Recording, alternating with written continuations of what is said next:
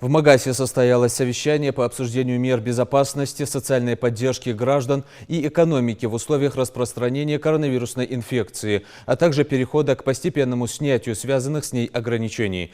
Глава Ингушетии отметил, что единый режим самоизоляции, о завершении которого вчера было объявлено президентом России Владимиром Путиным, способствовал стабилизации ситуации и мобилизации всех сил системы здравоохранения страны.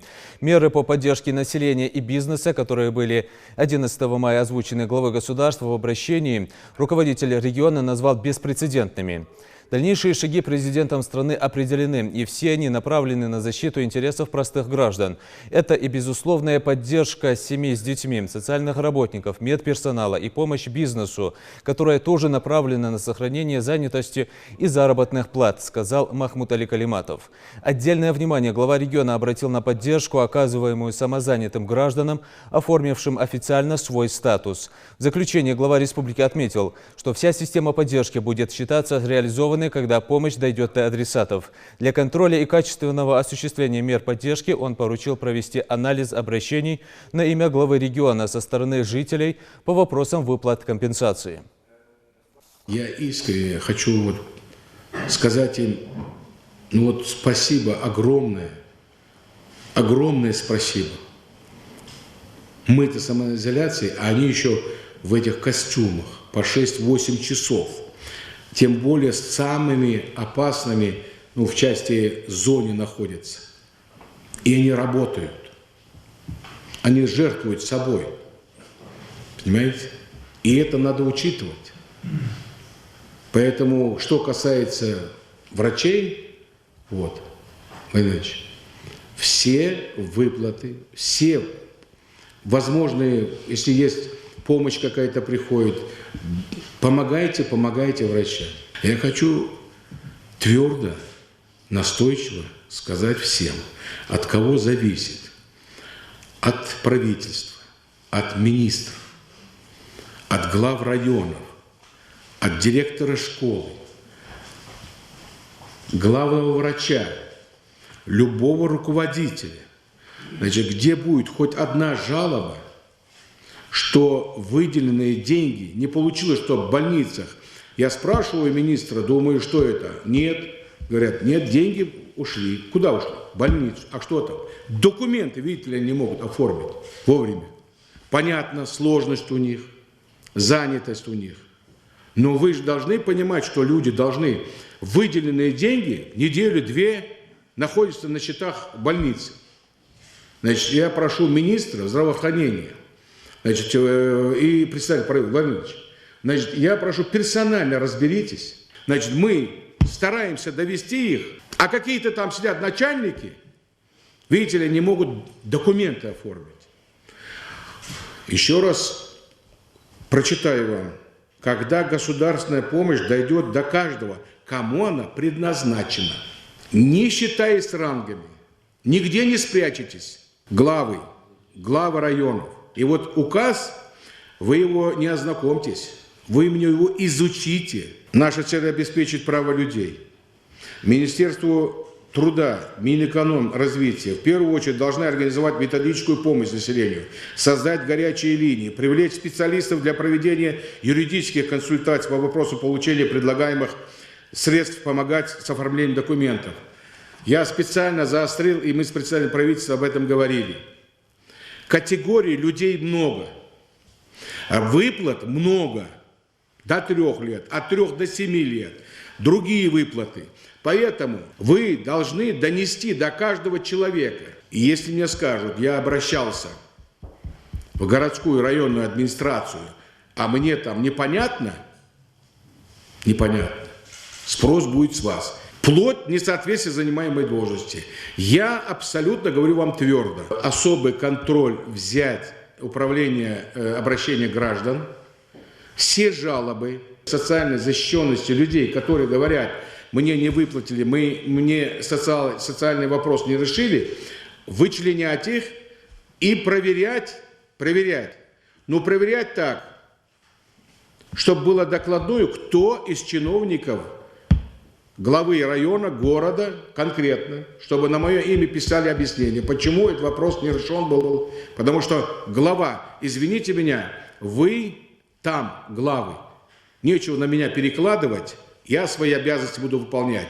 Но с вас будет спрос, то, что вы обязаны делать. Надо четко сегодня понять, что никакие праздники, вот у нас пост заканчивается с 23-24, я официально обращаюсь ко всем жителям республики. Мы очень тяжело переносим. Да, это очень сложно. Все это время изолироваться, сидеть. Никому не легко. Но если мы сегодня не сохраним режим, если у нас на спад не пойдет, мы опять по второму кругу пойдем. Поэтому у меня просьба большая просьба. И свадьбы будут потом играться, и мархаш будут каждый год. Я все это понимаю. Но сегодня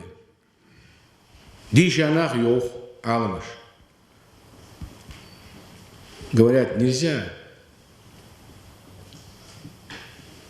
Если мы временно приостановили молиться в мечетях, даже в пятницу. Поэтому думаю, что надо очень четко разъяснить каждому, что надо вот эти 2 недели продержаться. То есть нам не нужна вспышка. Если она будет, то это на смарку все, что мы делали. Поэтому я очень прошу, я понимаю, что это нелегко. Я понимаю, что много вопросов возникает. Но сегодня в указе президента четко сказано, вот 60 лет и старше, им вообще даже при ослаблении не нарушать самоизоляцию. Каждое предприятие, которое нами определены, они работают, значит, письменно, что они отвечают за обеспечение безопасности именно масками, перчатками. Значит, главы администрации, районные магазины, рынки. Значит, вы не перекладываете на правительство свои обязанности. У вас там арендаторы, запишите это. И на жалобы это обратить внимание, если будут такие. Ваши собственники или арендаторы, муниципалитет, у вас же арендуют и дают субаренду какой-нибудь там участок, там рынка, где-то продавать что-то. А теперь вот 2 месяца они говорят, вот пока вас не было, но за это время аренду нам платите. Аренду нам платите. Значит, в этой части я хотел бы, чтобы МВД подключилось. Если вот этот арендатор взимает плату, потому что люди не работали 2 месяца, а он говорит, а не важно, что ты не торговал, ты мне за аренду заплати. Это что? У него уменьшились деньги какие-то, а у них-то вообще их нет. И я вам скажу, я с вас это спрашиваю, лично с вас. А если которые собственность имеют, умники, да, которые вот такое предложение сделают, хоть одна жалоба к вам поступит, докладывайте в отдел внутренних дел, докладывайте, пишите письмо в налоговую, пожарный надзор, Роспотребнадзор, и вот эту вот эту кормушку, беспредельную которую, это же надо додуматься. Если он так, значит, и мы должны подойти к нему по-государственному. Беда, она всех коснулась. Надо знать, кому нужна помощь. Кому она вот сегодня нужна, завтра нужна будет. Повернитесь к людям лицом. Лицом повернитесь к ним.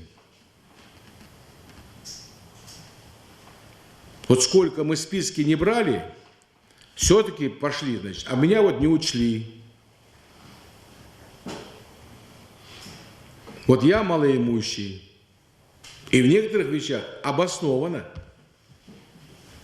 Но вы же там живете, ваши главы сельских поселений там находятся.